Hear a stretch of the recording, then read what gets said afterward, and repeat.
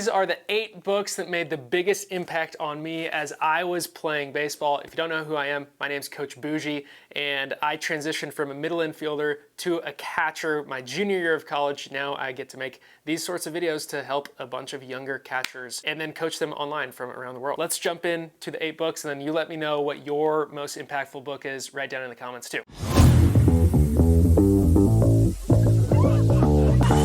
The first one is this book. It's called Mind Gym. I'm actually going through this with the people in my membership right now. This book was given to me by one of my assistant coaches my sophomore year of college. Some of the big things that I took away from this book, number one, is that your mind is a muscle just like your physical muscles, and while we work out our physical muscles, often we don't work out our mental muscles. One of the things that helped me a lot from this book was going through and having a specific mental visualization routine. In this book, it talks about Pele, one of the great soccer players, having a specific routine where he would go back all the way through from when he was a kid all the way until he was a professional, of celebrating the highlights that he had, so that when he stepped on the field and he had been replaying all those positive thoughts in his head over and over. And probably the other big thing is a story about an NFL kicker who is just drilling field goals. His head coach steps up and then he just shanks him. And the mindset coach comes up to him and he's like, hey, what's going on? And he's like, man, I don't know. Every time that coach steps up, I just get rattled. And what the mindset coach helped the kicker understand was that if he was only focused on one thing, kicking the ball, he couldn't think about anything else. And so rather than trying not to think about the coach, just focus on only kicking the ball. And if you can get present moment focused and obsessed with one thing, then that helps a lot. That helped me when I was playing too. So that's the Mind Gym. I highly recommend this book. It's great for athletes. Book number 2. This one might be the smallest book, but one of the most impactful ones. This is called Make Today Count by John Maxwell. John Maxwell is one of my favorite authors. If you go to the leadership section in Barnes & Noble's, you're gonna see a ton of his books. This is one of my favorites because 1, it's super simple, and 2, it's very clear. Basically, the idea in Make Today Count is that if you make today count, it will make the days count. The main idea of Make Today Count is literally the secret of your success is determined by your daily agenda. He has a quote in here that I love. It says, if I could follow you around for 24 hours,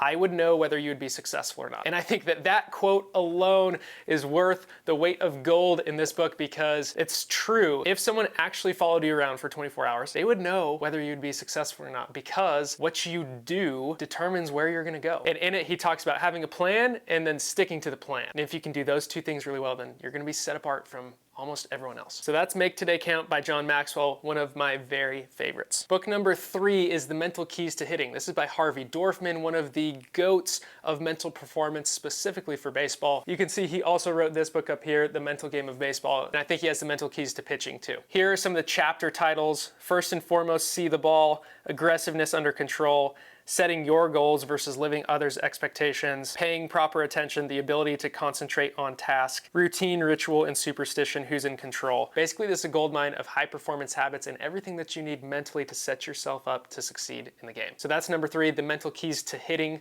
by Harvey Dorfman. Book number 4 is called My Utmost for His Highest by Oswald Chambers. This was given to me by one of my pastors in Utah and then also by my coach at Biola.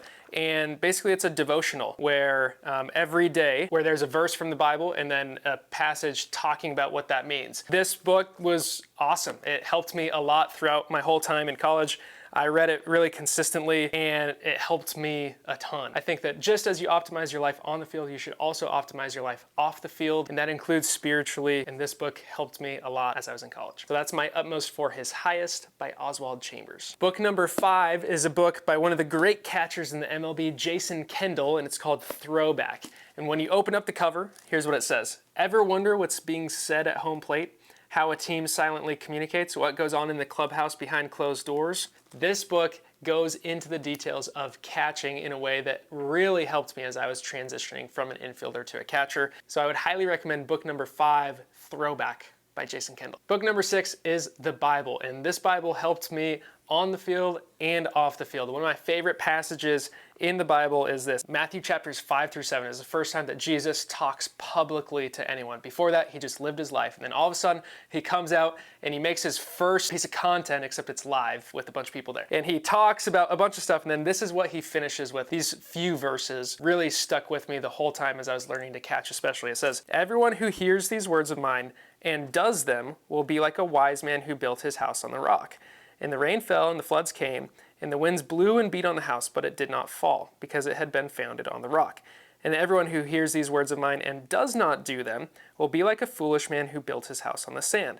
And the rain fell, and the floods came, and the winds blew and beat against that house, and it fell, and great was the fall of it. So basically, he talks about all this stuff. And I would highly recommend go check out Matthew 5 through 7. That's like probably my favorite passage in the whole Bible. But this is how he closes. He says, now everyone who heard this is going to fall into one of two people. There's one person who hears what I said and goes and does it. They build their house deep on the rock. There's another person who hears what I said and doesn't do it, and they go and build their house on the sand. So it's not whether you hear or not. They both hear, and one does and one doesn't do it. And the idea is that there are storms that are going to come in your life, and you either have dug deep onto the rock or you have not, and you're on the sand. And when those storms come, it will be revealed where you dug your foundation. And I thought this was such a great parable for baseball as well, because as I was learning to catch, I experienced many times where my foundation was on the sand because I simply had not dug deep enough yet. It takes an absurd amount of reps to get good at something and to do it at a high level consistently. And every time I would have a pass ball and run to the backstop to go pick it up, I would be reminded of this story and think to myself, you just have to keep doing the work. Eventually, you will build your house on the rock. So that's book number 6, the Bible. And by the way, there's a bunch of translations of this. I think the best translation is the one that you're gonna read. Book number 7 is actually a book that I wrote myself. It's called A 5-Year Journal. And in here, you can see there's a bunch of notes that I have, basically where throughout my time at college, I documented what went on that day. And then I could see year over year what happened that day the previous year. It was really, really cool. After college, it became really difficult to fill this out. And so now I'm actually using another app called Day One that I would highly recommend using. But if you can just document the stuff that you're learning and going through, it gives you a lot of perspective, because in the moment things may feel really big, but then when you get there a year later, you look back and you're like, oh, that was such a small thing. That gives you perspective into now what feels like a big thing today, and you'll be able to look back again, probably a year from now or so, and say, oh, that was such a small thing. Document what you learn. It will help you grow. And for my 8th and final book, this book is called Wooden on Leadership. Wooden on Leadership is from one of my favorite coaches of all time, John Wooden. He was the head coach at UCLA. They won 10 national championships. He's like the GOAT of coaching in any sport. Like if you ask anyone who the greatest coach of all time is, they're probably gonna say John Wooden.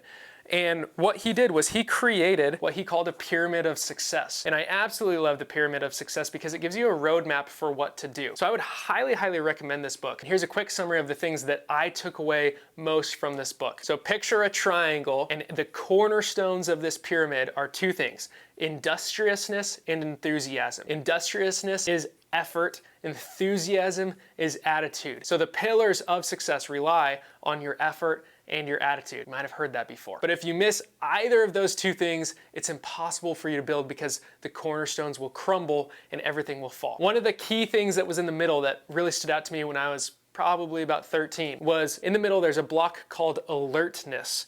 And I remember I was on vacation, and I was in the car and I was reading this book, and I was kind of just sitting back, lazy, not really paying attention to what was going on. And I read this, and he said that the best athletes that he had were alert. They always knew what was going on. And I remember sitting up in my seat in the car and looking around and thinking to myself, I'm not really paying attention. I should be more alert. And then at the top is what he calls competitive greatness. And next to competitive greatness is faith and prayer. And so he dissects all of the different components of what it means to be successful. And he defines success like this: success is peace of mind, which is a direct result of self-satisfaction and knowing you made the effort to become the best of which you are capable. In simple words, what that means is success is being at peace with yourself because you know that you gave everything that you could to be as successful as you could be. And I love that definition, because some people are gonna have a higher ceiling than others. Some people are naturally more talented than others, but the people who actually are successful are the people who make the most of what they have. So those are my 8 most impactful books on my playing career and really my life. I hope that helps you. And I'd love to hear what some of your most impactful books are down below, and if anything really resonated with you. So thanks for watching. If you're a catcher and you want to get better at catching, you should check out my super simple guide to catching. Go to catchingmadesimple.com/supersimple. And if you want to check out some more of my videos, check out some of the videos up here or on my channel. I'm Coach Bourgeois. I'll catch you later.